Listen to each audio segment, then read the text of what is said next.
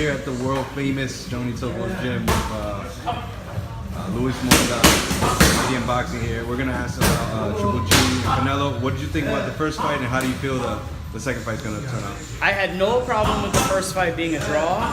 I know that's a controversial opinion, but you know, I've discussed it many times. I think that the people who scored the first fight for Golovkin scored his work rate, not necessarily his effectiveness. And you know, I have a thing where I don't like watching fights because I see stuff I don't like, or I hear stuff from commentators that I don't necessarily like. Yeah. As an example, between rounds, Canelo's breathing, and they're saying, look, he's tired. The first thing a trainer tells you when you get to your corner is take deep breaths. You know, they say, oh, he's red in the face. He's always red in the face. He's a red hair freckle guy. If you hit him 2 times, his face is gonna turn red. You know, so I don't think he was under as much distress as people thought. And then the way he slows down in the middle of a fight, people think that he's getting tired, and I don't think that's the case. He comes on strong at the end. I think when he slows down in the middle of a fight, he's actually getting too comfortable. Because, like, I think somewhere in the middle rounds, he realized this guy ain't a monster.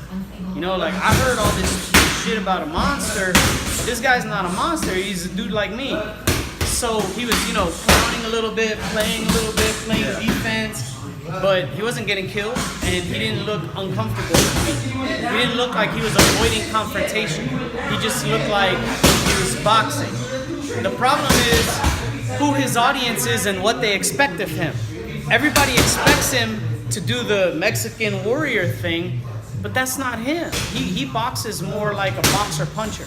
You know, like, dare I say it, he boxes more like an American fighter. So people don't know how to feel about what he's doing. You know, if they were to watch Floyd do what he did, they might be a little more apt to say that, oh, look, he's outboxing. You know what I'm saying? But I don't know. It depends on who you ask. Is this one of those fights that you don't really have to watch back? You agreed totally with the. Well, I watched it a few times. Like, when I make a decision on a fight, I try to watch it live, and then I'll catch it and turn the sound off, and I see what I see without the influence of what the commentators are saying. And I try to do that a couple times just to see if I match my own self, how I feel round by round. Yeah. But that's a tedious process, and I don't expect fans to do that. But I didn't have a problem with the draw in the beginning. I personally felt Canelo edge. That's me. People are welcome to their opinion. Where I diverge from the fans is when they say, clearly Golovkin won. And I'm like, I don't think it was that clear. You know, I don't think it was clear at all. And I think that the professional judges understood that. And then, you know, people have a thing about Adelaide Bird and her personal scoring, but there's a video of her explaining on YouTube, I think FightHype.com posted it, explaining how she scores. If you understand how she scores, you'll understand how she might get a score completely different than yours. Because, I mean, I know the Bird. I know Adelaide and Robert Bird. They volunteered their time. People were suggesting that she was paid, and I'm like, they're not rolling Bentleys, you know what I'm saying? Like, I think they drive Camrys, you know, like a normal. Yeah. Like, they're not getting millions of dollars to score a certain way. But she actually scores defense, and very few people do that. So that's her thing. However you want to view it. But the thing with me is, I don't think that Golovkin's going to have an easier time the second time. I actually favor Canelo in a rematch because Canelo makes adjustments. Whereas a lot of the Eastern Bloc fighters don't make much technical adjustments. They think that if they show up and be themselves, they're going to... This was demonstrated by Kovalev. I was asked who I picked in Kovalev Ward 2.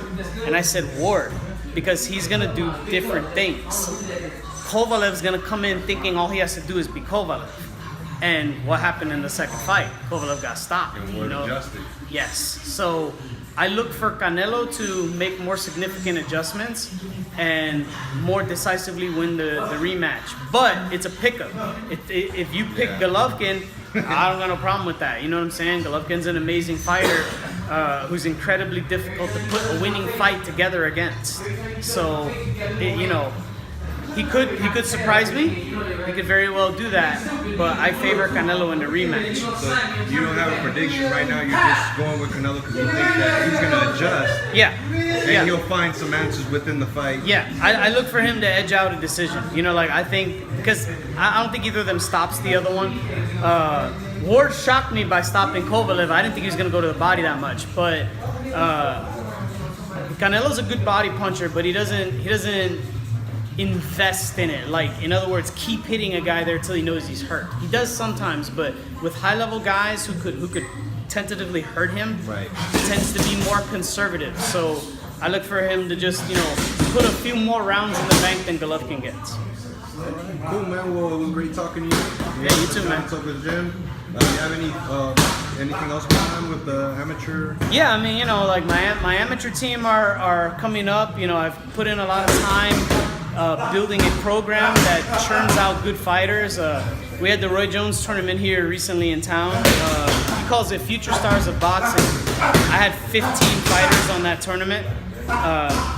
And the biggest thing coming up is we're going to have the Eastern qualifiers in October in Tennessee. And I hope to send out at least 3 or 4 elite, meaning between 19 to 40 and over 10 fights. You know, what like about age? How does age? Yeah, the elite division is between 19 and 40. Like, they're the ones who could possibly make the U.S. team. So I'm going to be sending out a few fighters to the elite qualifiers in Tennessee. Okay, is there anything that we missed within the last month or two? No, I mean, that sounds like everything to me. All right, my man. Well, it was great talking to you. Always too. enjoy. Thank you, man. We'll see you again. Yep.